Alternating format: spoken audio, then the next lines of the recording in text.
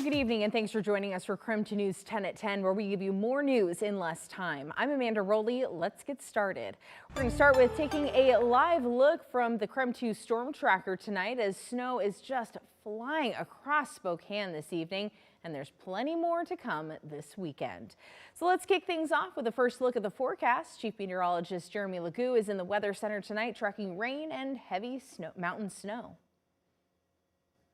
A little bit of rain turned into a little bit of snow this evening, and we're going to continue to watch that come down overnight. It doesn't really amount to too much, but we are going to add up a little more in some of the locations that saw rain all day. Less than an inch in most spots, not enough to even give us any sort of winter weather advisories in places like Spokane or down across the Palouse.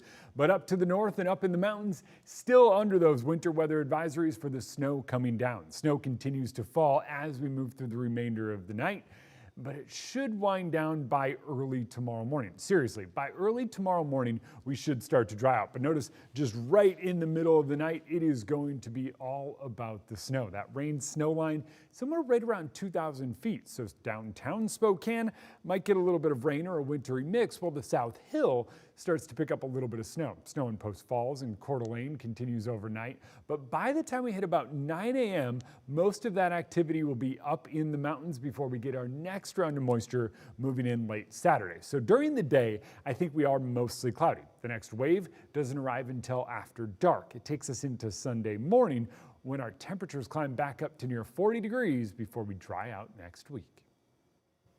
All right, thank you, Jeremy. Coeur d'Alene police are investigating a shooting tonight and want to know if anyone has information about it. The shooting happened today at the 76 gas station on the 1700 block of West Appleway Avenue.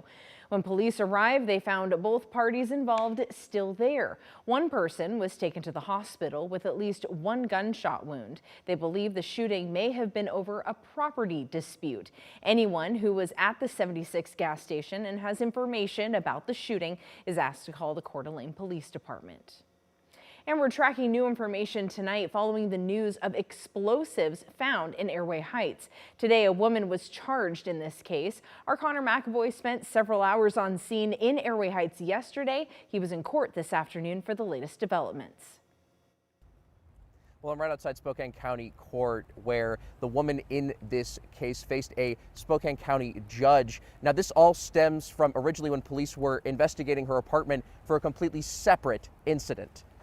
Now, the police affidavit says Airway Heights police were assisting Stevens County Sheriff's deputies in a search warrant yesterday at Angela Andre Miller's apartment on a fraud case. When arriving, the document says they were aware of a history she has of other crimes. Spokane County court records show Andres Miller was charged in 2016 for multiple counts of identity theft.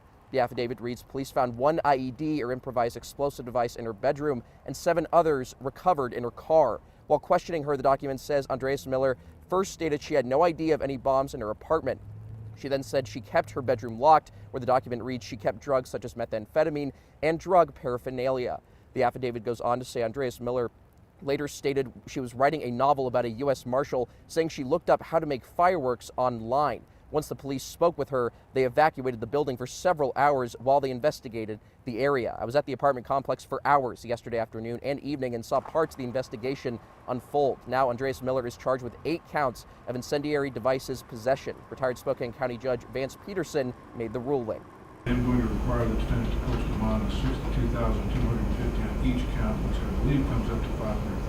The total is requested by the prosecution, and that is in the interests of community safety based on the egregiousness of the event. One bond at that amount of $62,250 for each count adds up to $498,000, just shy of what the prosecution asked for. Now, we're still learning more information about this case, and we don't know yet when her next court appearance will be. We'll continue following the story as we learn more information. In Spokane, Connor McAvoy, KREM 2 News. And dramatic new video coming out tonight. A drone just happened to be flying above a neighborhood in Honolulu when a bundle of lit fireworks tipped over, igniting several crates of unlit fireworks. This set off a massive explosion on New Year's Eve. 3 women were killed and more than 20 others were hurt. Most fireworks are illegal in Hawaii, but law enforcement officials say efforts to crack down on them have been difficult. Now to Night Beat with a quick look at the day's top stories. 1 week from today, President-elect Donald Trump will be sentenced in his election interference case. A New York judge rejected Trump's request to dismiss the case and set the sentencing for January 10th. That's less than 2 weeks before Trump is set to be sworn in as president. The judge added he is not inclined to sentence Trump to prison time. Trump maintains he did nothing wrong. Current Speaker and frontrunner Mike Johnson is keeping his seat. But that didn't come without a strange twist of events. At first, Johnson did not get enough votes in the initial tally, but he managed to win on the first vote. During the vote, Johnson failed to get a majority, but a brief break at the end of voting allowed 2 Republicans to change their votes. President-elect Trump endorsed Johnson this week in his fight to keep his job. Johnson addressed the new Congress shortly after his win. The path of prosperity has long been paved with policies that put America and Americans first. And that is what we will champion in the 119th Congress. Republicans now control both chambers of Congress for the first time since 2019. Trump promises an ambitious list of changes with the help of lawmakers. First on the to-do list for the new Congress, certify Trump's White House win, which will take place on Monday. Very much hoping that I become a member of Congress today. Meantime, Eastern Washington's new Congressman, Michael Baumgartner, was sworn in today. Baumgartner fills the seat held for 20 years by Kathy McMorris Rodgers. He brought his whole family to the floor of the U.S. Capitol Friday to witness his swearing in, which was almost delayed due to a turbulent House Speaker vote this morning. And that was your Night Beat. To learn more about any of these stories, just head to our website, KREM.com. Now, Apple has agreed to pay nearly $100 million to settle a lawsuit accusing the company of using Siri to eavesdrop on people. The suit alleges Apple secretly activated Siri to record conversations through the iPhone and other devices, even when people didn't use the trigger words, "Hey Siri." The lawsuit also claims some conversations were shared with advertisers.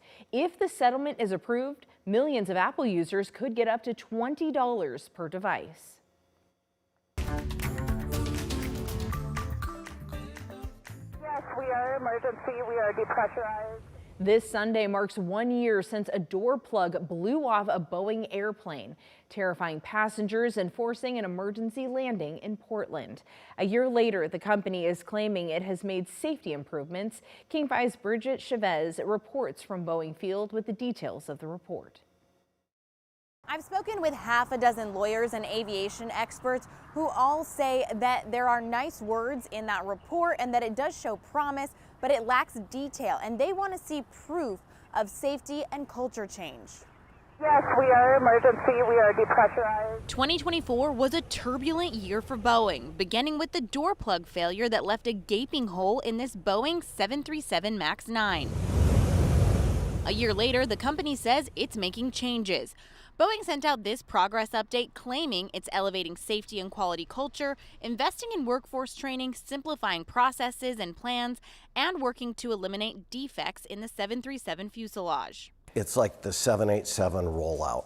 It may look pretty, but it's lacking the stuffing and the innards that will make it work. Many in the aviation world remain skeptical. There's no detail. Some say they've seen Claiming a lot of progress, and then, when you get down to the brass tacks, it's not as good as it sounds. and heard this all before. When I hear these metrics and we're going to do this, that, or the other, without that infrastructure, those are the words coming from the top.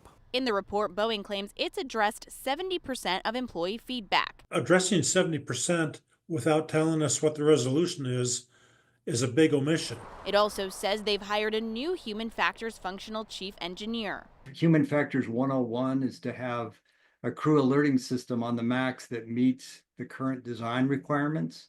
Right now it does not. Boeing also says it's eliminating defects, which is part of what caused the door plug to fail.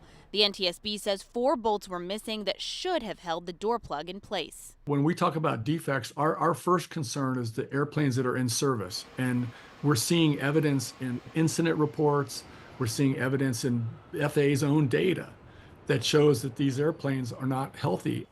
SPIA says they want to help Boeing fix that disconnect, but they say they haven't been able to get a meeting with the CEO. They also say they haven't actually submitted a formal request there. We did reach out to Boeing about this, and they say that they have ongoing talks with their engineers union, calling them a key piece of their safety and culture plan.